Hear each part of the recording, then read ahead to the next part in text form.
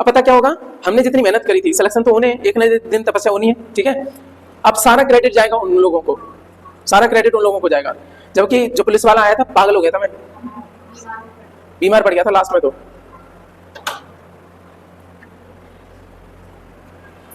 अभी इंग्लिश का सोचा था कि मैं इसी महीने में पूरी कंप्लीट करूं। ऑनलाइन तो अब नहीं हो पाएगी क्योंकि मैं उस शिद्दत से नहीं करा पाऊंगा। फिर हिंदी भी रहेगी, करनी पड़ेगी, मजबूरी है। सर ने बोला हिंदी तो करनी पड़ेगी।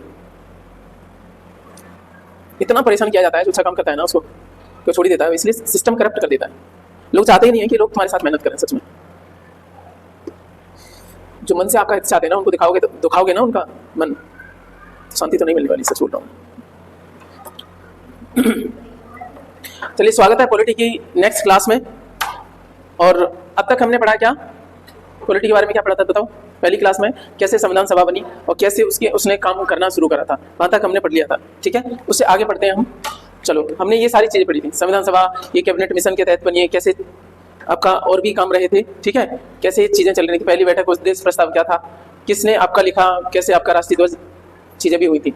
और फिर हमने छोटी मोटी आपकी क्या पढ़ी थी, बड़ी समितियां पढ़ी थी कुछ 8, उनकी मेमोरी टेक्निक भी हमने जानी थी, किस तरीके से उनको याद रखना, ठीक है। संविधान दिवस आपका 26 नवंबर को क्यों मनाया जाता है, क्योंकि उस साल उनका बर्थडे नहीं था। वो 26 नवंबर उनका बर्थडे नहीं है, 14 अप्रैल है उनका। तो लेकिन वो जो है ना, उनका जो जन्म शताब्दी ईयर थी वो 125वीं थी, तब से आपका संविधान दिवस मनाया जाता है। पहले उसका नेशनल लॉ डे मनाया जाता था। छोटी कमेटी कौन सी थी, इन सब की हमने बातें करी थी। चलते हैं आप आगे, इंडियन कॉन्स्टिट्यूशन, उस पर हम आगे नजर डालते हैं तो देखेंगे कि विश्व का सबसे लंबा लिखित संविधान है। हमने एक बात करी थी कि संविधान, लिखित संविधान की स्टार्टिंग करी थी अमेरिका ने। अरे हाँ, दुनिया का पहला लिखित संविधान किसका है, अमेरिका का। लेकिन बात करें दुनिया का सबसे लंबा या सबसे बड़ा लिखित संविधान किसका है, तो वो भारत का है। इतनी हमने बात करी थी भारत के संविधान की, इंडियन कॉन्स्टिट्यूशन की बात करेंगे। अच्छा, शॉर्ट में इसको आईसी बोलूंगा तो कंफ्यूज मत होना, निमोनिक रहता है कई बार नोट्स में, जो है ना इनको यूज किया जाता है। बता के चल रहा हूं पहले। तो ये हमारी बातें होगी। तो कितने सेशन हुए थे संविधान सभा के, तो 12 सेशन हुए थे संविधान सभा के, तब जाकर के आपका क्या बना था, संविधान बना था। 12 सेशन हुए थे बैठ के, अलग चीजें हैं, सेशन अलग है, ठीक है।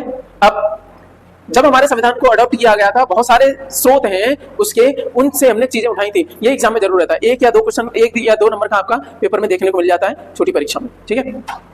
अच्छा, बात करोगे आप जीएस की, तो जीएस की आपकी लगभग पूरी क्लास हो चुकी है। कौन सी वाली, जो आपकी जो पीडीएफ है ना 1 to 19 वाली, वो फैक्चुअल वाले जितने आते हैं ना वही काफी है। आपकी प्लेलिस्ट भी पड़ी हुई है और वहीं से काम चला जाएगा। अच्छा, जब वक्त मिलता है तो हम क्या करते हैं, डिटेल स्टडी करते हैं। मैंने जानबूझ के बोला भी था आपको, ठीक है।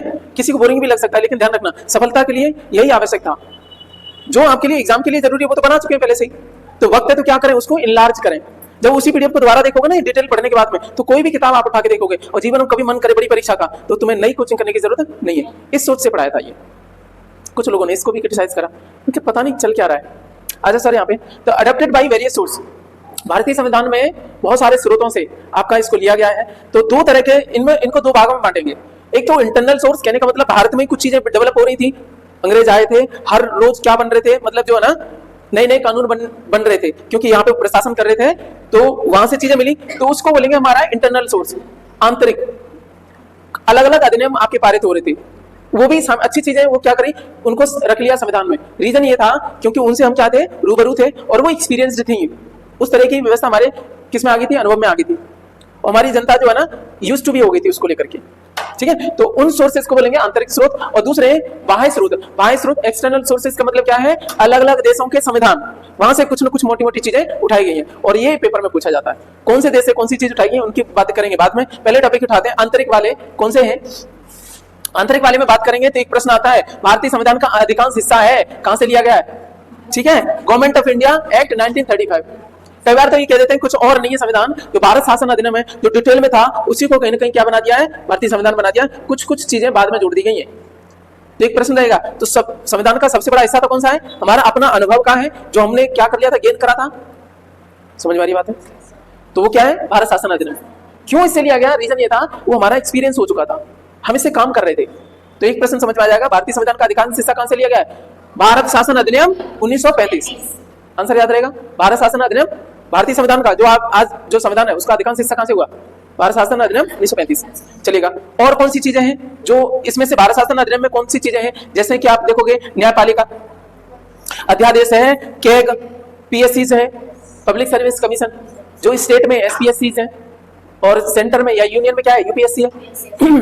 तो जैसे अलग अलग स्टेट के नाम से हो जाता है, यूपीपीएससी हो जाएगा, यूपीपीएससी क्या होगा, बोर्ड हो गया। सर्विसेज कौन सी है, पीसीएस, सर्विस कौन सी है उसकी, पीसीएस और पीपीएस वगैरह ही होती है। पीसीएस क्या होती है, प्रोविंशियल सिविल सर्विस, ठीक है। अच्छा, पीएससी क्या है, पब्लिक सर्विस कमीशन, स्टेट में तो स्टेट पब्लिक सर्विस कमीशन और यूनियन पे हो गया तो यूनियन पब्लिक सर्विस कमीशन। न्यायपालिका अध्यादेश, ठीक है। उसके बाद में कैग हो गया, पीएससी हो गया। आपात उपबंध भी हमने कहां से लिए, आपात उपबंध ज्यादातर हमारे मतलब अंदर वाले से ही, ठीक है। उसके बाद में प्रशासनिक विवरण की बात करेंगे तो प्रशासनिक विवरण, कैसे प्रशासन चलेगा, तो प्रशासन तो चल रहा था ना हमारे यहाँ पे, वो सब कहां से है, आंतरिक स्रोत से है। ये 6 चीजें ध्यान रखना, ठीक है। अधिकांश किससे, गवर्नमेंट ऑफ इंडिया वाले से। इनमें बात करेंगे तो कौन कौन सा है, न्यायपालिका और अध्यादेश। अध्यादेश क्या होता है, जब आपका पार्लियामेंट सेशन में नहीं होती है तब राष्ट्रपति जारी करता है ना। तो अध्यादेश और क्या ध्यान रखना, 3 चीजों ऊपर है, 3 पीएससी, आपात उपबंध और प्रशासनिक विवरण, ये चीजें होगी। चलो याद कैसे रखेंगे बताओ। क्या था हमारे पास में, तो हमने बोला था भारतीय संविधान के स्रोत। अब हम पढ़ रहे हैं उस टॉपिक को, ठीक है। उसमें 2 तरह के स्रोत हैं, आंतरिक स्रोत और बाह्य स्रोत। आंतरिक का मतलब जो भारत शासन अधिनियम 1935 में ज्यादातर डिटेल हो चुकी थी, वो डिटेल आया था, सबसे ज्यादा डिटेल था।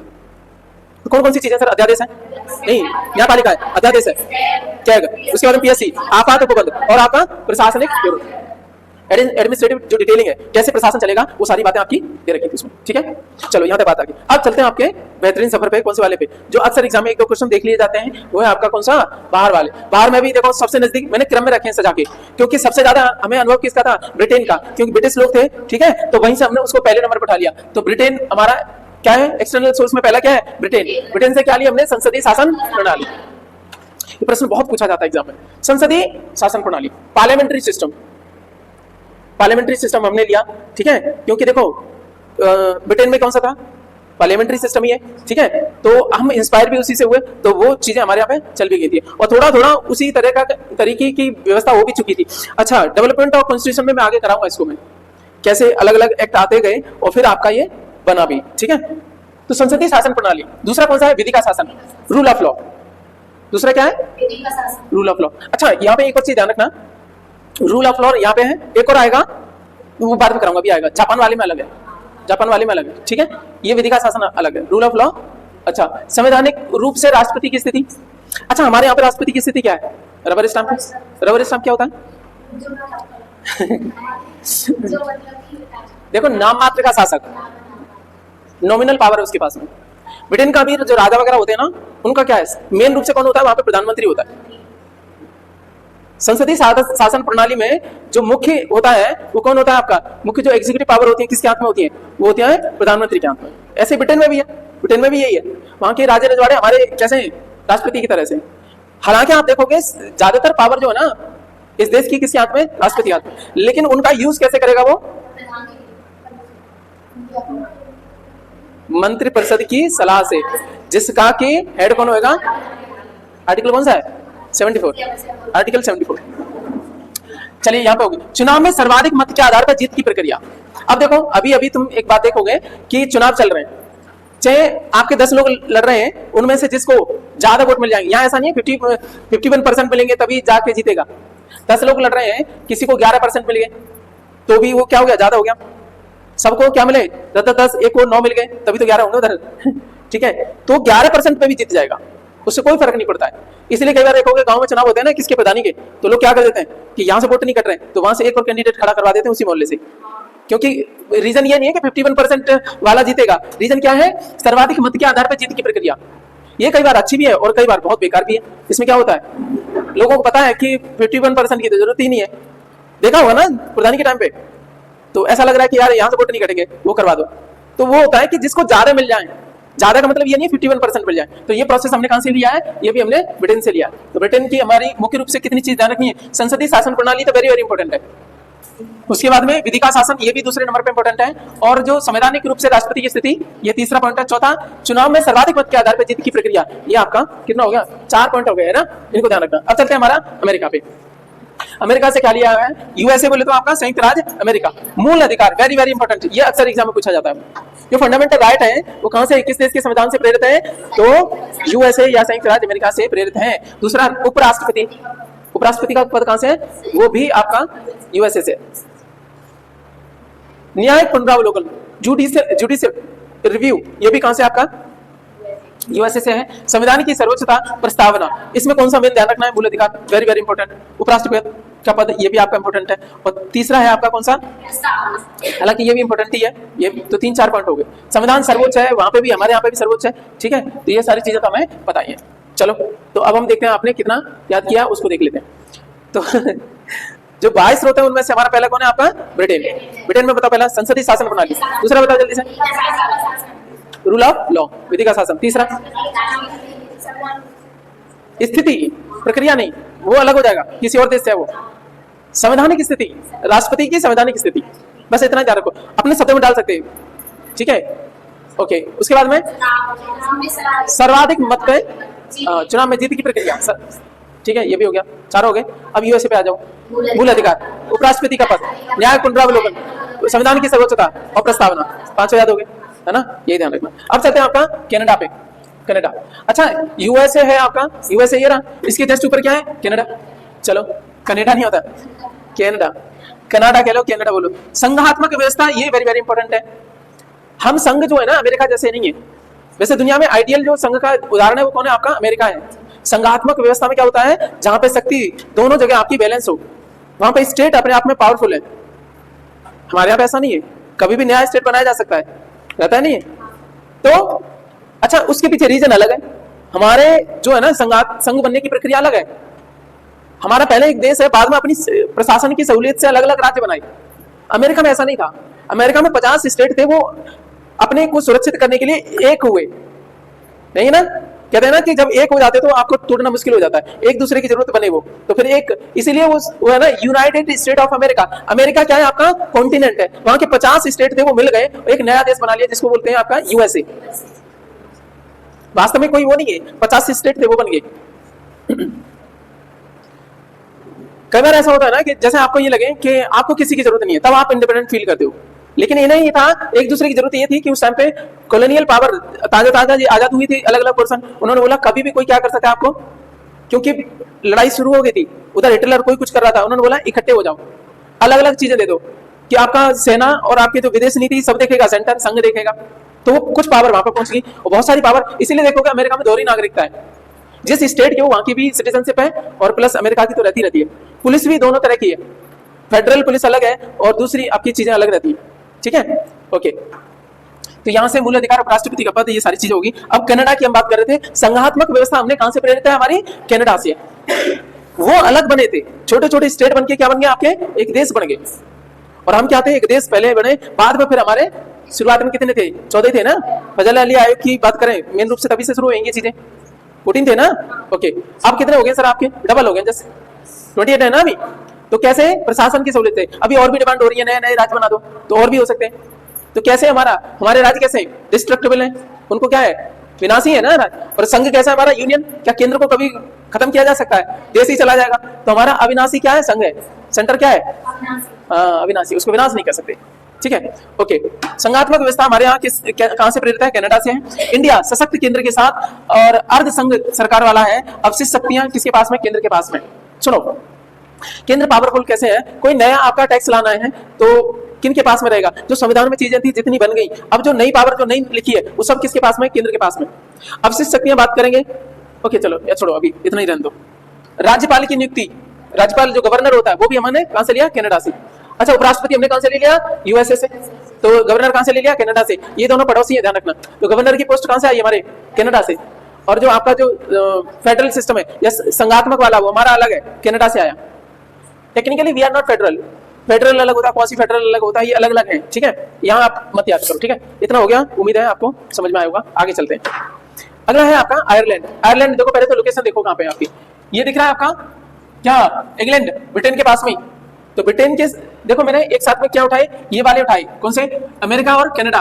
ब्रिटेन इसलिए उठा लिया क्योंकि ब्रिटेन हमारे नजदीक था, ठीक है। और ब्रिटेन के पड़ोसी है कौन? आयरलैंड, बिल्कुल पड़ोसी है। अरे ऊपर तो आइसलैंड है, ग्रीनलैंड के पास में तो आइसलैंड है, आयरलैंड है यहाँ पे, ठीक है। तो ब्रिटेन का पड़ोसी हमारा। अब नजदीकी वाले देखेंगे किनसे हम ज्यादा प्रेरित थे। तो अगला आ गया हमारा आयरलैंड। आयरलैंड के लोग जो ना उस टाइम पे ब्रिटिश इंडिया में कुछ लोग अच्छे लोग आए भी यहाँ पे जिन्होंने अच्छे काम भी किए। ठीक है, राज्य के नीति निर्देशक सिद्धांत, directive principle of state policy, DPSP इनको बोला जाता है। ये कहां से लिए गए? आयरलैंड से। ये अक्सर एग्जाम में रहता है, पुलिस वगैरह में तो ये खूब पूछा जाता है। तो सबसे मेन जो इंपॉर्टेंट चीज है वो यही वाला है, डीपीएसपी वाला। अब दूसरे और देख लेते हैं, कौन सा आपका? राष्ट्रपति की निर्वाचन संबंधी प्रक्रिया। मैडम आप बात कर रहे थे ना, राष्ट्रपति का पद नहीं है, ठीक है, राष्ट्रपति के निर्वाचन की संबंधी जो प्रक्रिया है वो कहां से? प्रोसेस है। कैसे चयन होगा? वो आयरलैंड से। और यहीं पे मैं बात करूंगा संवैधानिक स्थिति राष्ट्रपति की, वो कहां से है? ब्रिटेन से। क्योंकि वहां का राजा भी नाम मात्र का होता है, नॉमिनल हेड होता है of the state, nominal head of the state, real head नहीं होता है। रियल हेड कौन होता है? आपका प्राइम मिनिस्टर। संसदीय शासन प्रणाली में ये खासियत है।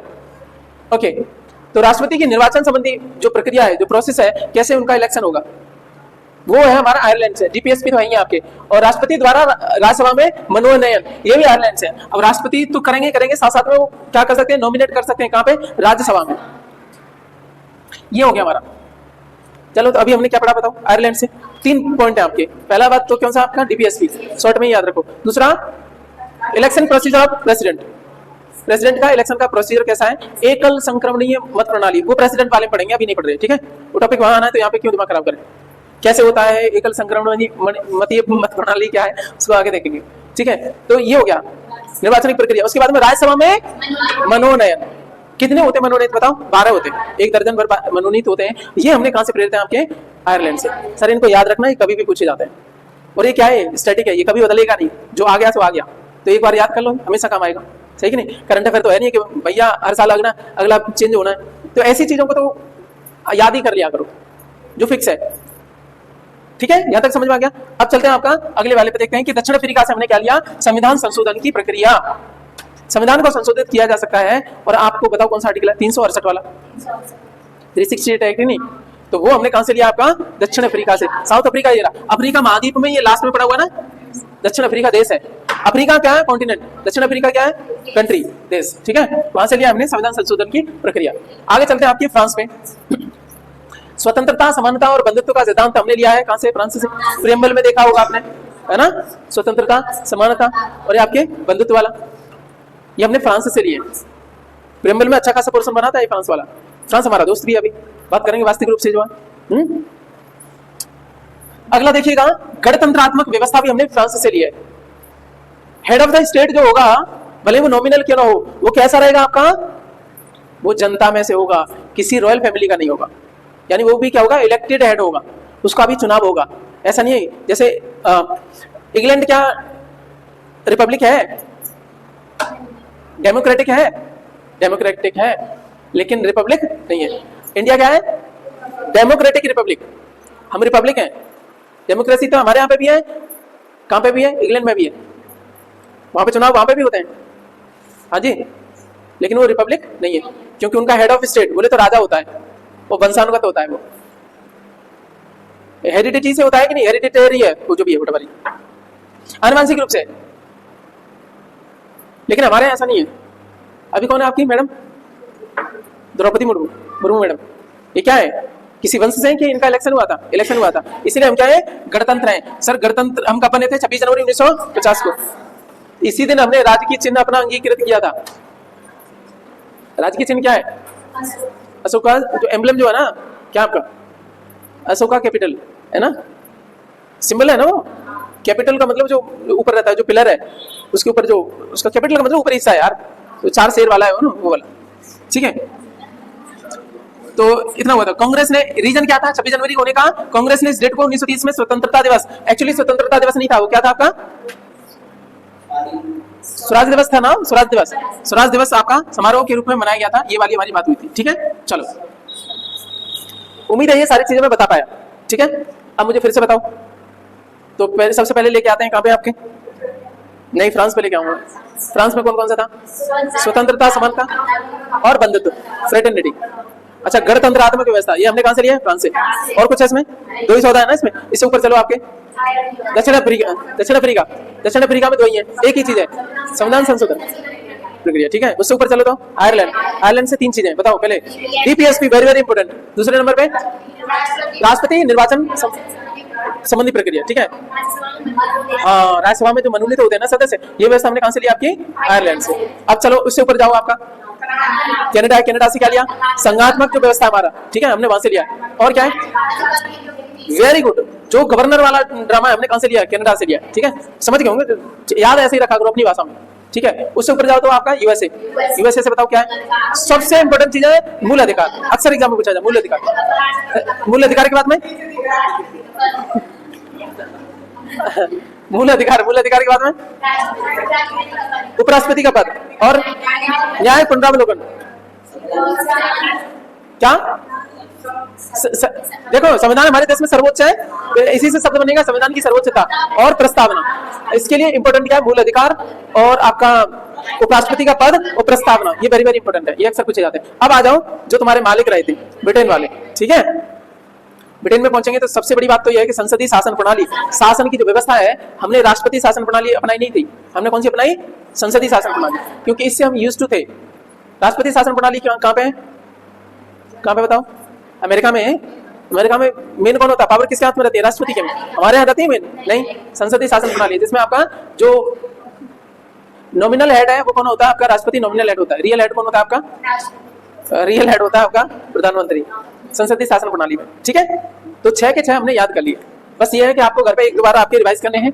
जो 8-10 चीजें हैं, यहीं से एक नए क्वेश्चन कभी ना कभी आपका फंस जाएगा, ठीक है।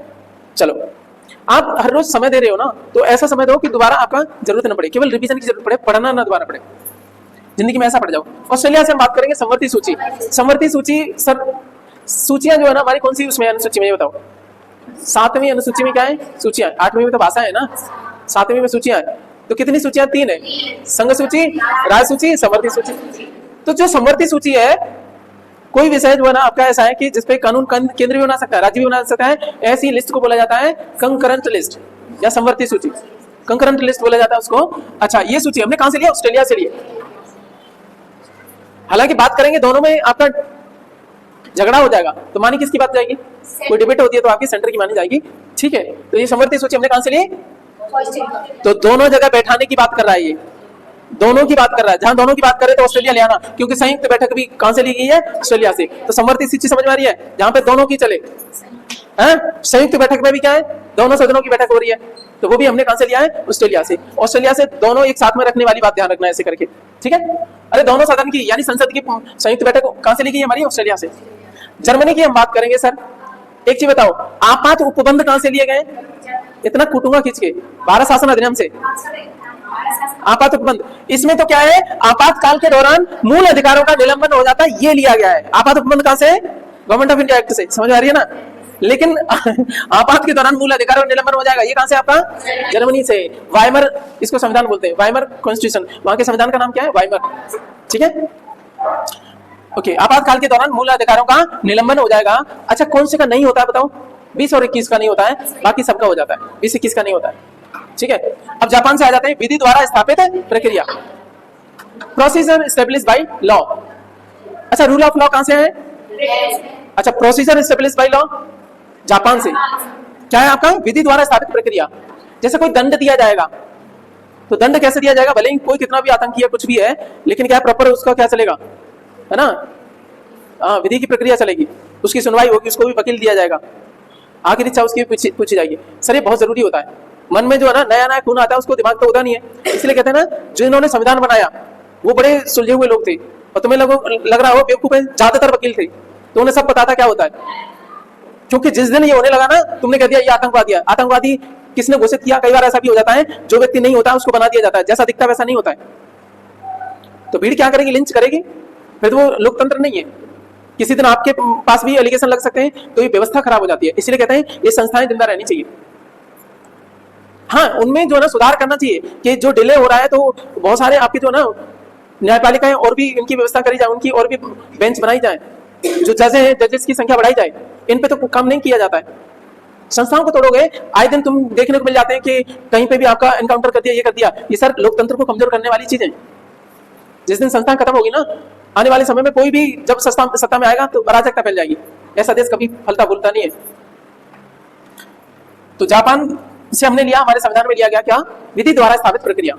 क्या सुलझे हुए लोग थे, वो बेवकूफ नहीं थे, पता है आजादी तुरंत मिली थी, विदेश के उसूल जानते थे। डीपीएसपी वही खंड है जिसमें उनकी विजन है कि कैसे देश चलेगा भी। चलो जापान तक हो गया हमारा। पूर्व सोवियत संघ से हमने क्या लिया है? फंडामेंटल ड्यूटीज, मूल कर्तव्य। और प्रस्तावना में कुछ चीजें हैं, सामाजिक, आर्थिक और राजनीतिक न्याय। न्याय का आदर्श कहां से है? Very very important. न्याय का आदर्श कहां से? आपका सोवियत संघ से, रशिया से लिया गया है। 3 तरह के न्याय देने हैं आपके। कौन सा हो गया? SEP, social, economic and political, तीनों तरह के न्याय। और भारत एकमात्र ऐसा देश है जिसने एक झटके में तीनों न्याय देने की कोशिश की थी अपने संविधान के द्वारा, सामाजिक, आर्थिक और राजनीतिक न्याय। ये आदर्श हमने सोवियत रूस से लिए। मूल कर्तव्य और ये आपके न्याय, मूल कर्तव्य और न्याय, मूल कर्तव्य न्याय यहाँ से लिए। जापान से लिए विधि द्वारा स्थापित प्रक्रिया, जर्मनी से लिया आपातकाल के दौरान मूल अधिकारों का निलंबन, ऑस्ट्रेलिया से बैठने वाली बात ध्यान रखना, संमति सूची और संयुक्त बैठक। उम्मीद है याद हो गए होंगे आपकी। बताओ जल्दी से, लास्ट में क्या था आपका? USSR, यानी आपका जो रूस है आधुनिक समय में। रूस तो नहीं था टेक्निकली, लीड कर रहा था रूस तो USSR को, ठीक है। चलो देख लेते हैं। सबसे पहले मूल कर्तव्य, वेरी वेरी इंपॉर्टेंट।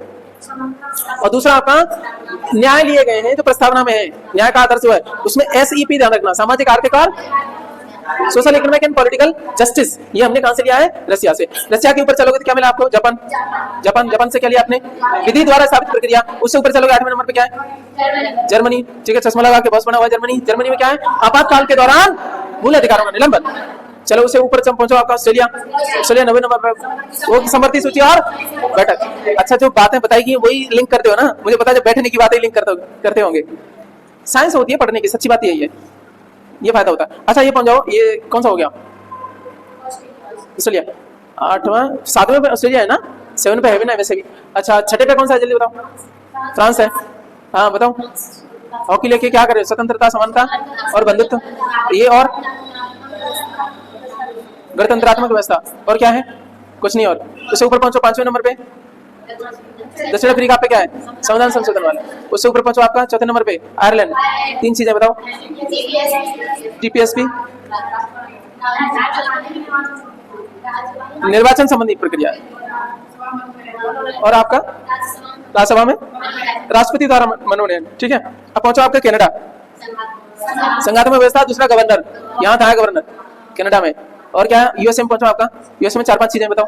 मूल अधिकार, राष्ट्रपति का पद, संविधान की सर्वोच्चता और प्रस्तावना, वेरी इंपॉर्टेंट। ऊपर पहुंचो, ब्रिटेन में क्या है? संसदीय शासन प्रणाली, राष्ट्रपति की संवैधानिक स्थिति, हाँ, विधि का शासन, चुनाव में सर्वाधिक, ओके, मत वाली की जीत। कैसे भी याद कर लो, कोई दिक्कत नहीं, वहां तक टिक मानिए ना, ठीक है। तो आपको सारा याद करा दिया। सबसे टिपिकल पड़ता है, लोग अक्सर भूल जाते हैं। इसको करना क्या है? आपको रिवाइज करते रहना, ठीक है। घर पे लिख लेना कहीं सामने, या आपके टेबल पे होना चाहिए। टेबल पे सामने लगा लेते हैं ना। सर पढ़ने का अलग अलग तरीका होता है, कुछ चीजें ऐसी होती हैं जो टेबल के सामने जाती हैं, उनमें से ये है, क्योंकि साल दर साल इनमें से कोई ना कोई एक चीज पूछ ली जाती है। ज्यादा प्रश्न पढ़ने की जगह पे क्या है, इसी एक चार्ट को याद कर लिया जाए तो काम हो जाएगा। ये टॉपिक हो गया, तो अब थोड़ा स्पीड में चलते हैं, बातें देखेंगे। आपका भारतीय संविधान में, इंडियन जो कॉन्स्टिट्यूशन में राज्यों का संघ की जो संकल्पना है, राज्यों का संघ, संघात्मक व्यवस्था नहीं बोल रहे हैं, क्या बोल रहा है? राज्यों का संघ। ये संकल्पना जो है, ये फिनोमेना हमने कहां से लिया है? नॉर्थ अमेरिका अधिनियम, जो ब्रिटिश लोगों ने बनाया था। वास्तविक रूप से बात करें, नॉर्थ अमेरिका जो थी ना, यहाँ पे जो अमेरिका बना हुआ है, ये अमेरिका कुछ और नहीं है, ब्रिटेन के लोग ही है ना। यही लोग पहुंचे थे वहां पे, यहाँ के तो मूल निवासी रेड इंडियन है।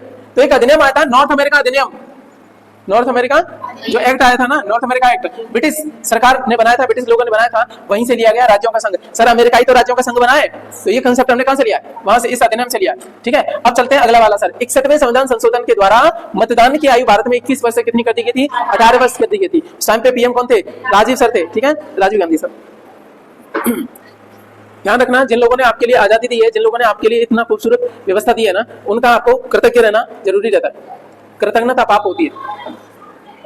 राजीव सर ने पता है नवोदय विद्यालय वगैरह बनवाई, that's why I respect him. ऐसा नहीं है, उनमें और भी खूबियां थी, बहुत खूबियां थी।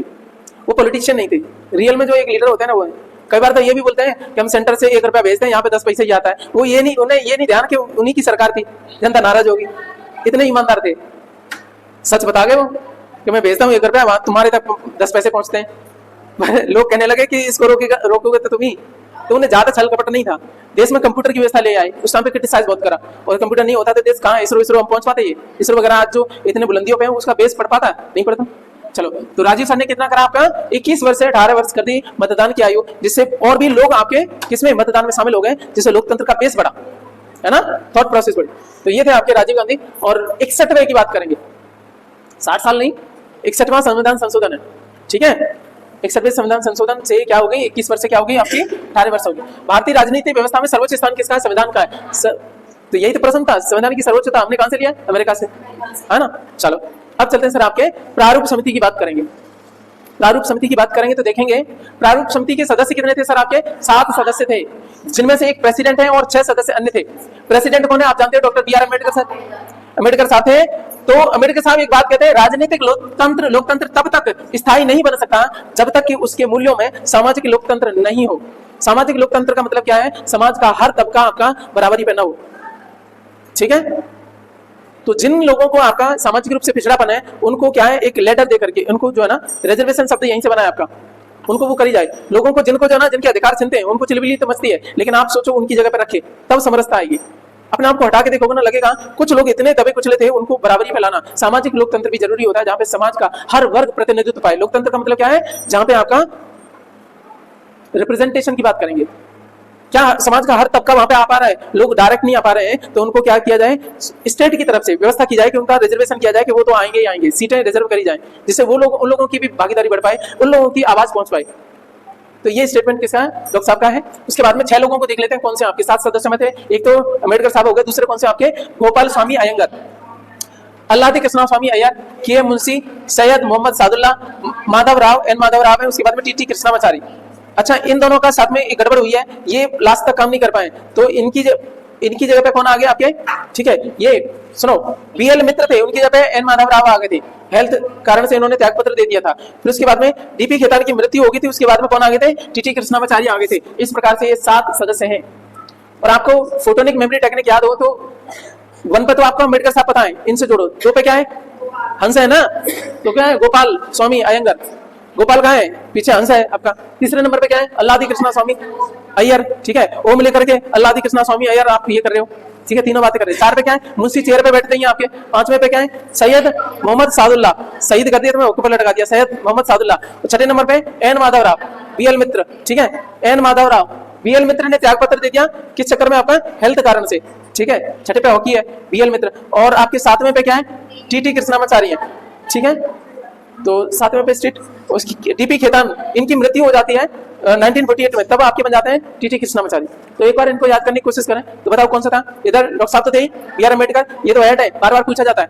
प्रारूप समिति के अध्यक्ष कौन है, भीमराव अम्बेडकर साहब, ठीक है। उसके बाद में बात करेंगे दूसरे नंबर पे गोपाल स्वामी अयंगर, तीसरे नंबर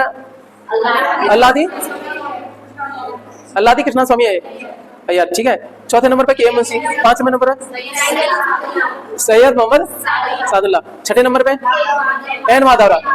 किन की जगह पे आए थे, बीएल मित्र की जगह पे, मित्र की जगह पे माधव आ गए थे, ठीक है, हेल्थ की वजह से। इसके टी कृष्णामाचारी आ गए थे, किन की जगह पे, डीपी खेतान की जगह, ठीक है, ओके। चलो ये हो गया, 7 के 7 मैंने याद करा दिया। अब एग्जाम में ये याद कराना क्यों जरूरी था, क्योंकि सर ये स्टैटिक है और ये पूछ लिया जाता है कौन उसमें प्रारूप समिति का सदस्य नहीं था, इस तरीके से प्रश्न पूछ लेता है। 3 दे देगा इसमें से, चौथा कोई और डाल देगा, ठीक है, ओके। क्या जवाहरलाल नेहरू थे, अरे अभी तो सारे याद है ना, नहीं थे। अब कितने कैसे करके एग्जामिनर खेलेगा, चीजें कठिन नहीं होती है, कभी हमने तैयारी नहीं करी। अच्छा, अब चलते हैं, आपका दूसरा टॉपिक है आपका प्रियम्बल या उद्देशिका। ये इजी है, जल्दी हो जाएगा आपका, 5-10 मिनट का खेल है। उद्देश्य प्रस्ताव, जो प्रस्तावना है या उद्देशिका है, प्रियम्बल इंग्लिश में कहते हैं, ये जो है ना कहां से मिली है हमें, उद्देश्य प्रस्ताव से। इसका सोर्स क्या है, उद्देश्य प्रस्ताव, जो कि 13 दिसंबर 1940 में किसने, जवाहरलाल नेहरू साहब ने पेश किया था। संविधान की आत्मा कहा जाता है किसको, प्रस्तावना को। इन जनरल अम्बेडकर साहब के अनुसार नहीं है, तब आंसर कुछ और हो जाएगा, आर्टिकल 32 को बोला जाएगा। और जब आर्टिकल 32 शब्द नहीं, अम्बेडकर साहब का नाम नहीं आ रहा है, तो संविधान की आत्मा क्या है, प्रस्तावना। मैं बात समझा पा रहा हूं। यदि प्रश्न आता है कि डॉक्टर अम्बेडकर के हिसाब से संविधान की आत्मा क्या है, आर्टिकल 32, तो बदल जाएगा। अदरवाइज क्या है आपका, संविधान की आत्मा उद्देश्य क्या है, प्रस्तावना है। भारत के संविधान के निर्माताओं का मत प्रतिबिंबित होता है, यह दिखाई देता है, उनके थॉट दिखाई देते हैं तो प्रस्तावना में दिखाई देते हैं। या भारतीय संविधान के उद्देश्यों को किस में दिखाया जाता है, तो आपको प्रस्तावना में। चलिएगा, इस तरीके से आपकी भारतीय प्रस्तावना है। भारत के लोग भारत को एक संपूर्ण प्रभुत्व संपन्न लोकतंत्रात्मक गणराज्य, इस तरीके से आपको देखने को मिलेगी। चलो आ जाते हैं यहाँ पे, देखेंगे तो इसी संविधान, इसी प्रस्तावना के बारे में, ठीक है, पूरी बातें हैं, इंग्लिश में है, we the people of India, having solemnly resolve, ऐसे करके आपका ये है। चलो डिटेल पढ़ेंगे, आपको दे रखिए, उसको वहां पे पढ़ेंगे, यहाँ पे नहीं पढ़ते। अरे कहाँ जा रहे हैं? प्रस्तावना के बारे में कुछ लोगों ने कुछ कथन बोले हैं। संविधान का परिचय पत्र है। प्रस्तावना क्या है? संविधान का परिचय पत्र है। ऐसा किसने कहा है? एन.ए. पालिकीवाले ने। आईडी है, परिचय पत्र है, एन.ए. पालिकीवाला कहते हैं। संविधान की प्रियम्बल दीर्घकालिक सपनों का विचार है, सर अल्लादी कृष्णा स्वामी अय्यर। दीर्घकालिक सपनों का विचार है, सर अल्लादी कृष्णा स्वामी अय्यर ने बोला है ऐसा। हमारे संप्रभु प्रजातांत्रिक गणतंत्र की जन्म कुंडली है, और जन्म कुंडली के बारे में कौन बोलते हैं? मुंशी साहब बोलते हैं। अब कीवर्ड याद कर लेते हैं। कीवर्ड है आपका परिचय पत्र, कीवर्ड है दीर्घकालिक सपनों का विचार, और आपका जन्म कुंडली। ठीक है, तो वो किए मुंशी। आपके मुंशी के पास में जन्म कुंडली रहती है कि नहीं? सारा हिसाब किताब वो रखते हैं, तो जन्म कुंडली से ध्यान रखना मुंशी। उसके बाद में दीर्घकालिक सपनों का, तुम्हारा नाम ही बहुत छोटा है, जैसा दीर्घकालीन सपनों की बात कर रहे हो वैसे तुम्हारा दीर्घ नाम है, सर अल्लादी कृष्णा स्वामी अय्यर। याद रहेगा? अच्छा याद, अरे वहां पे तो टिक मार का आएगा ना सर, तो याद कराना मेरी जिम्मेदारी। कैसे याद रखना? ये बताओ, आईडी है, पालकी उठाने के लिए आईडी चाहिए कि नहीं? कोई भी पालकी उठाने का मालूम पड़े, दुल्हन लेके खुद ही चले जाए। समझ आ रही है? एन.ए. पालकी वाला ने क्या बोला था? नाना पालकी वाला क्या बोलते हैं? संविधान का आईडी है, परिचय पत्र। पालकी उठाने के लिए आईडी चाहिए कि नहीं? कि अजनबियों को उठवा दोगे, मालूम पड़े दुल्हन तुम्हारे घर आ रही है, वो अपने घर ले गए।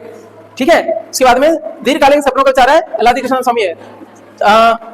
गणतंत्र की जन्म कुंडली है, के मुंशी साहब ने बोला था। अच्छा, एसआर मुंबई केस आता है आपका, किसके बारे में? SR Mumbai versus union of India case है 1994 का सर। हालांकि केस वगैरह की बात करेंगे तो ये उसमें ज्यादा रहता है, यूपीएससी की क्लास होती तो डिटेल करवाता है। यहाँ पे छोटी सी बात समझ लेते हैं। कहने का मतलब है, इसमें एक फेमस वर्डिक्ट है, सुप्रीम कोर्ट ने बोला कि ये जो प्रस्तावना है, उससे पहले ही जो ना किसका बेसिक स्ट्रक्चर का कंसेप्ट आ चुका है। कब बताओ? 1973। कौन सा? केशवानंद भारती, उसी में आ चुका है। लेकिन इसको प्रूफ और दोबारा एक और केस में प्रूफ हो जाता है, एसआर मुंबई केस। उसमें बोला गया, सुप्रीम कोर्ट कहता है, क्या कहता है? कि जो उद्देश्य का है वो क्या है? संविधान का भाग है। इसमें भी बोला गया। इसके बारे में और भी बातें देखेंगे। चलो और भी केस देख लेते हैं कि जो आपकी क्या है, क्या आपका आर्टिकल 368 के तहत क्या संविधान की जो प्रस्तावना है उसको संशोधित किया जा सकता है। तो एक केस आया था, बेरुवाड़ी संघ केस 1960 का। बेरुवाड़ी जगह है कहाँ पे आपको? बांग्लादेश की साइड में। ठीक है, बेरुवाड़ी केस आया, पश्चिम बंगाल में पड़ता है। बेरुवाड़ी संघ केस, बेरुवाड़ी वर्सेस संघ केस 1960 का है, और इसमें बोला गया कि प्रस्तावना को संशोधित नहीं किया जा सकता। उसके बाद में एक और केस आया 1973 का, केशवानंद भारती वर्सेस केरल राज्य का। केशवानंद भारती, केरल में एक मठ है, उसके मठाधीश थे केशवानंद भारती। ठीक है, और उनको दिमाग दिया इन्होंने, नाना साहब ने, नाना पालकी वाला ने। ठीक है, तो इसमें सुप्रीम कोर्ट का एक वर्डिक्ट आया, और कमाल का ऐतिहासिक है। इसमें बोला प्रीएम्बल जो है ना, किसका हिस्सा है? संविधान का भाग है। और ध्यान रखना, उसमें संविधान का भाग है तो 368 के तहत उसमें संशोधन किया जा सकता है। लेकिन में गड़बड़ हो गया। लेकिन क्या है? उसमें निहित जो मौलिक संरचना है, जो बेसिक स्ट्रक्चर है, वो ध्वंस नहीं होनी चाहिए। तो बेसिक स्ट्रक्चर का जो कंसेप्ट कब आता है? केशवानंद भारती केस से आता है। बेसिक स्ट्रक्चर क्या होगी? कौन सी? उससे पूछा न्यायपालिका से, कोर्ट से पूछा गया कि बेसिक स्ट्रक्चर क्या है, तो वो कहता है रुक जाओ, जैसे जैसे समय आता जाएगा हम बताते जाएंगे क्या क्या बेसिक स्ट्रक्चर में आता है। तो एग्जैक्टली कुछ भी बेसिक स्ट्रक्चर में नहीं आता है, उनकी मर्जी के हिसाब से रहता है। अब तक बहुत सारी चीजें आपकी डाल चुके हैं वो, जैसे आप बात करेंगे कि डेमोक्रेसी है, लोकतंत्र है, वो बेसिक स्ट्रक्चर में, मूल अधिकार है बेसिक स्ट्रक्चर में, बहुत सारी चीजें वो बेसिक स्ट्रक्चर में डाल चुके हैं, उनको आप नहीं बदल सकते। और इनके खिलाफ उन्होंने मूल अधिकार वगैरह हटाने की कोशिश की ना, तो क्या करेगा? वो कानून ही आपका रद्द हो जाएगा। क्या करेगा सुप्रीम कोर्ट? न्याय पुनरावलोकन की शक्ति है ना, उसको नलिफाई कर देगा। चलिएगा, यहां तक हो गया। तो कुछ चीजें और देख लेते हैं। ये जो एसआर मुंबई, ये सीएम थे कर्नाटक के। ठीक है, तो 1994 का क्या था? उस टाइम पे जनता जो दल है, जनता पार्टी है, उससे सीएम थे। तो पहली बार ऐसा हो रहा था कि कांग्रेस के अलावा कोई और भी बन रहे थे। तो आप देखोगे कि बार बार वहां पे स्टेट वो लग जा रहा था, आपका प्रेसिडेंट रूल लग जा रहा था। प्रेसिडेंट रूल लगता है आर्टिकल 356 के तहत, है ना, 356 के तहत। तो उस टाइम पे सुप्रीम कोर्ट ने वो वाली बात तो बोली, कौन सी वाली? वो जो प्रीएम्बल है वो किसका भाग है? संविधान का भाग है वो। ठीक है, कुछ और भी बातें बोली थी। एक्सक्लूसिव जो वर्डिक्ट आया था वो आया था आर्टिकल 356 पे। 356 में क्या था? उसने बोला था कि राष्ट्रपति की जो प्रेसिडेंट रूल लगाने की जो पावर है ना, अपना रूल लगाने की पावर है, वो एब्सोल्यूट नहीं है, मन मर्जी नहीं कर सकते हो। आपको क्या करना पड़ेगा? प्रेसिडेंट रूल लग गया, उसको टेम्परेरी क्या कर सकते हो? सस्पेंड कर सकते हो। किसको? वहां की एलए को। एलए बोलते हो लेजिस्लेटिव असेंबली को। ठीक है, और तुम्हें फिर क्या करवाना पड़ेगा? संसद के दोनों सदन से वो प्रस्ताव पारित करवाना पड़ेगा। और ऐसा नहीं करवा पाए 2 महीने के भीतर, तो ऑटोमेटिक रूप से 2 महीने के बाद में वो क्या हो जाएगी? एक्टिवेट हो जाएगी। क्या? लेजिस्लेटिव असेंबली उस राज्य की। क्योंकि इस तरीके से बचाना भी तो था ना। तो ये सुप्रीम कोर्ट का वर्डिक्ट आया था किसमें, एसआर बॉम्बे केस में 1994 का जो है ना, उसी में बोला गया था प्रस्तावना किसका भाग है, आपका संविधान का। साथ में आर्टिकल 356 को लेकर के भी काम किया गया था। ठीक है, ये सारी बातें मैंने बता दी। अब आ जाते हैं, वापस आ जाते हैं किस पे, प्रस्तावना पे। तो 42वें संविधान संशोधन द्वारा प्रस्तावना में कुछ शब्द जोड़े गए। 1996 में आया था ये। 42 का मतलब 4 2 6 से ध्यान रखना 76, और 44 में बोले तो 4 4 8 बोले तो 78, याद रहेगा। समाजवादी, पंथ निरपेक्ष और अखंडता, ये 3 शब्द जोड़े गए थे। समाजवाद पहले नहीं था प्रस्तावना में, पंथ निरपेक्ष भी नहीं था और अखंडता भी नहीं था। पंथ निरपेक्ष जो शब्द है ना बाद में जोड़ा गया है 42वें संविधान संशोधन द्वारा, इमरजेंसी के टाइम पे जोड़ा गया। सर इमरजेंसी चली थी 75 से लेकर के 77 के बीच में, है ना। तो जो 76 में आया है, इसका मतलब इमरजेंसी के दौरान आया है। उस टाइम पे प्रस्तावना में, सर प्रस्तावना में कितने संशोधन हुए, एक हुआ है, वो कब हुआ है, 76 में। ठीक है, तो क्या जोड़े गए, समाजवादी और इस्पा जोड़ा गया है, एसपीए, है ना। तो समाजवादी, पंथ निरपेक्ष और आपका अखंडता, एसपीए, ठीक है, ये जोड़ा गया। अच्छा, समाजवादी का मतलब क्या है, समाजवाद हमारे यहाँ पे कैसा है, डेमोक्रेटिक वो है, सोशलिस्ट है हम लोग, आगे हम बात करेंगे। पंथ निरपेक्ष का मतलब क्या है, नो स्टेट रिलीजन, इंडिया का कोई आपका घोषित धर्म नहीं होगा कि हम हिंदू राष्ट्र हैं या मुस्लिम राष्ट्र हैं, कोई और है, अन्य देशों की तरह नहीं। हमारे यहाँ पे हर आइडिया को आपका प्रस्तावित किया जाएगा, और ऐसा हमारे यहाँ कभी रहा भी नहीं है। सनातन का मतलब क्या होता है, जो सदा से चला आया है, तो उसका नाम भी नहीं हो सकता। आप बात करोगे ये जो हिंदू शब्द दिया है किनके द्वारा दिया गया था, इन्हीं मुस्लिम जो इन्वेटर थे उनके द्वारा दिया गया था। तो आप कहते हो ना हम हिंदू फलाना है, हिंदू का मतलब होता है काला काफिर चोर गमार। बुरा न मानो तो सच्ची बात यही है, सच यही है। सिंधु प्रदेश के रहने वाले लोग उनकी सभ्यता, उनके धर्म को, सिंधु के स्थान को बाद में सा और हा की वो चीज रहती है। मैं तो हिंदी पढ़ाता हूं ना, कैसे आपका हिंदी शब्द बना, सिंधु शब्द से कैसे बना, सिंध के स्थान को हिंदुस्तान को कह दिया गया। हाँ बात करते हो। सनातन है जिसमें क्या है, हर एक आइडिया फलता फूलता आया है, जिसका कोई नाम नहीं है, जो अखंड है, जो टूटता ही नहीं है। आप इतने बड़े हो, आप संकीर्ण कैसे होते जा रहे हो।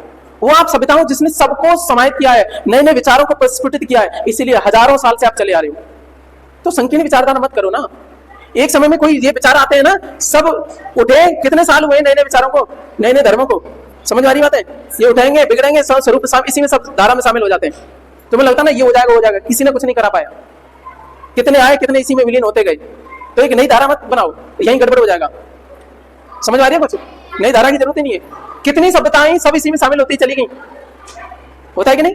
मुख्य धारा बड़ी धारा है ना, ये छोटी छोटी धाराएं सब इसी में विलीन हो जाती हैं, इसलिए सनातन है। अच्छा क्या हुआ, पंथ निरपेक्ष, इसलिए इस देश का कोई स्टेट रिलीजन नहीं है, नाम नहीं है कोई का।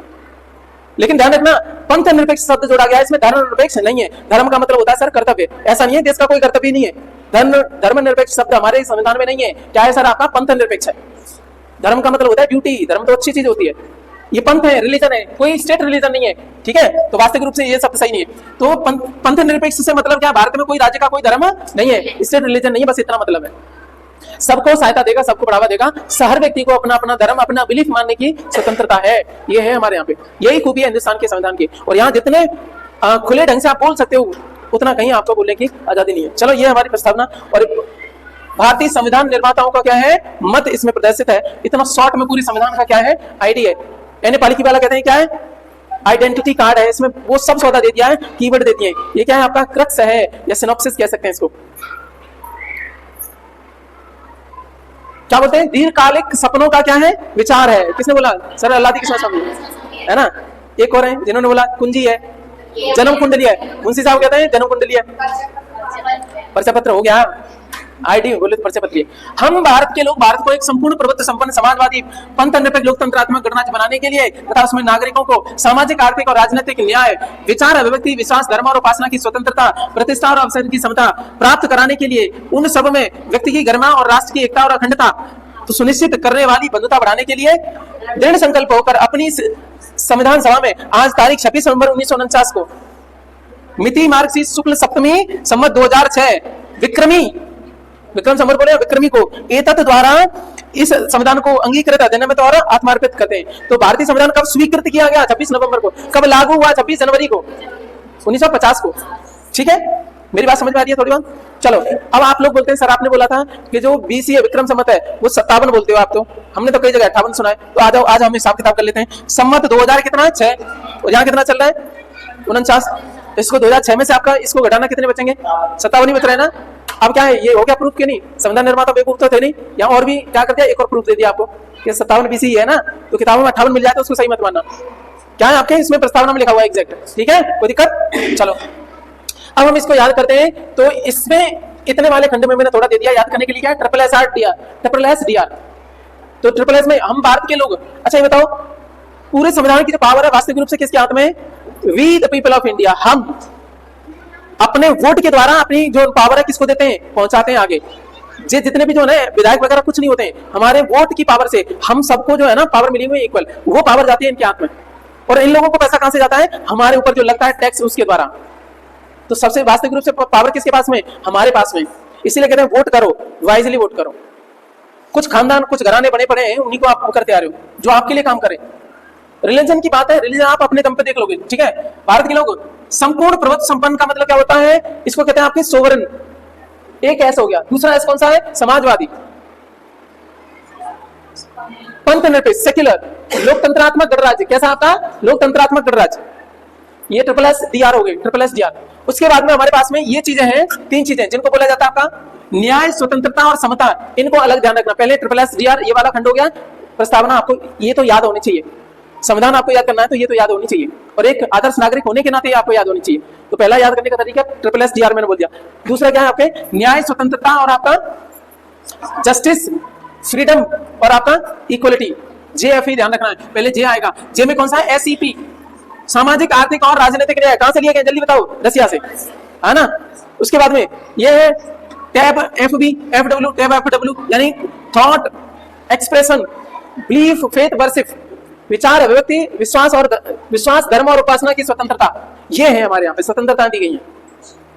उसके बाद में समता क्या है? प्रतिष्ठा और अवसर की समता, equality of status and opportunity प्राप्त कराने के लिए तथा उन सब में व्यक्ति की गरिमा। गरिमा का मतलब क्या होता है? उसकी डिग्निटी। राष्ट्र की एकता और अखंडता, अखंडता शब्द बाद में जोड़ा गया, तीसरा ये। तो 1, 2, 3 ये बाद में जोड़े गए, पुराने नहीं थे, ये भी मैंने पॉइंट आउट कर दिया आपके। सुनिश्चित कराने वाली बंधुता, बंधुता बोले तो फ्रेटर्निटी। ये कहां से आया बताओ? फ्रांस से। Very good. पढ़ाने के लिए दृढ़ संकल्प होकर अपनी संविधान सभा में आज तारीख 26 नवंबर 1949 ईस्वी, मिति मार्ग शुक्ल सप्तमी। शुक्ल बोले तो कौन सा पक्ष बताओ? उजारो पक्ष है, अंधियारो नहीं है। 2004 विक्रमी को ये द्वारा इस संविधान को अंगीकृत, अधिनियमित और आत्मार्पित करते हैं। और कल की जिम्मेदारी आपकी, मुझे कल प्रस्तावना चाहिए, ठीक है। उम्मीद है आप करके आओगे। एक देश के अच्छे नागरिक होने के नाते इसको पूरी याद करके लानी, ठीक है। एक दिन दे दो यार देश के लिए, ठीक है, अपने लिए भी। चलो सर, आदि तो मैंने याद करा दिया आपको। अच्छा, न्याय में सम्मिलित सभी पक्ष भारतीय संविधान में कहां से लिए गए? रूस से। मैंने अभी अपने बात करी थी। न्याय में कौन से हैं आपके? न्याय में 3 तरह का, SEP, सामाजिक, आर्थिक और 3 बार आ गया ये पॉइंट। ये एग्जाम में पूछा भी जाता है, सीधा सीधा पेपर का प्रश्न है ये। भारत में समाजवाद के, लोकतांत्रिक समाजवाद के स्वरूप को बनाया गया। समाजवाद कौन सा? रसिया जैसा समाजवाद नहीं, हमारे यहाँ वाला है, अलग है, ठीक है, ओके। लोकतंत्र का कौन सा तरीका है हमारे यहाँ पे? प्रत्यक्ष है, अप्रत्यक्ष वाला? अप्रत्यक्ष है। इनडायरेक्ट वाला है। डायरेक्ट वाला, डायरेक्ट डेमोक्रेसी कहाँ पे आपका? नहीं, स्विट्जरलैंड पे। डायरेक्ट डेमोक्रेसी के कुछ भाग होते हैं जिसमें प्लेबिसिट होता है, राइट टू रिकॉल होता है। जो वोट दिया है ना उनको वापस भी ले लेते हैं। हाँ, क्यों कह देते हैं आओ वापस, मंत्री बना के भेजा, तुम अच्छा काम नहीं कर रहे हो। हमारे यहाँ तो 5 साल की ठेकेदारी हो जाती है, उसको डायरेक्ट डेमोक्रेसी कहते हैं। और कई बार कैसा होता है, कुछ चीजें और भी बताएंगे जब मौका आएगा उसमें बताने के लिए। तो जनता ही बोलती है ये कानून बनाओ, यहाँ पे कानून ऊपर से थोपे जाते हैं, ठीक है, ओके। फिर उसके बाद में ये कानून हम बनाने जा रहे हैं, उस पर भी वोटिंग होती है। और यहाँ तो बाद में पूछा जाता है, या हंगामे होते हैं या कोई और चीज होती है तब होती है। फिर लोग कहते हैं, कुछ लोग इसमें अंधभक्त मिल जाएंगे कि सरकार अच्छा करना चाह रही थी, ये करना चाह रही थी, जनता नहीं चाह रही तो कोई मतलब नहीं है। डेमोक्रेसी का मतलब यही है। तुम कौन होते हो भाई? चलो, लोकतंत्र का उसको वोटिंग करा लो ना, देश का मत क्या है, खत्म ही कर दो बवाल, ओके। भारतीय गणतंत्र की जो 26 जनवरी 1950 को सही संवैधानिक वस्तु स्थिति क्या थी? 26 जनवरी 1950 को हम क्या हो गए थे? देखो, संपूर्ण प्रभुत्व संपन्न हो गए थे, सोवरेन हो गए थे कि नहीं? हो गए थे। उसके बाद में लोकतंत्रात्मक गणराज्य बन गया। हाँ, उसी दिन बना, उससे पहले नहीं था। क्योंकि क्या है, हमारा हेड ऑफ द स्टेट क्या हो गया था? प्रेसिडेंट बन चुका था कि नहीं? ठीक है, वो क्या अनुवांशिक था? नहीं, तो हम गणतंत्र भी बन गए थे और ये भी बन गए थे की थी, ठीक है। अच्छा, सोवरेन शब्द समझ लेते हैं, इसका मतलब क्या होता है? आंतरिक एवं बाह्य मामलों में सर्वोच्च व स्वतंत्र निर्णय लेने की शक्ति। आप संप्रभु कब होते हो? प्रभु का मतलब क्या होता है? आप किसी से बोलते हो आप मेरे प्रभु हो। प्रभु का मतलब क्या है? आप डिसाइड करो मेरे जीवन में क्या होगा, नहीं ना। निर्णय लेने की क्षमता किसके पास में है? उसको कहते हैं प्रभुता। किसके पास में? कहते हैं ना पति परमेश्वर, वो कर देते हो आप। प्रभु जैसा कर रहे हो वैसा करो, ठीक है। तो आपने प्रभु मान लिया तो ऐसे गड़बड़ हो जाती है, ठीक है, ध्यान रखा, खुद के दम पर रहो। प्रभु का मतलब, संप्रभु का मतलब क्या होता है? जो सभी प्रकार के निर्णय, आंतरिक बाह्य निर्णय में क्या लेने में क्या हो? स्वतंत्र हो, उसको बोलेंगे संप्रभु, सोवरेन बोलते हैं, ठीक है, सोवरेन बोलते हैं। ये जी साइलेंट रहती है, ठीक है, सोवरेन। सुबह अगर ऐसे मत कर देना, ठीक है। तो आज के लिए इतना ही। खुश रहिए, ख्याल रखिए, रिवाइज करते रहिएगा, पढ़ते रहेगा। आपका भविष्य उज्जवल हो, यही कामना है। Bye bye.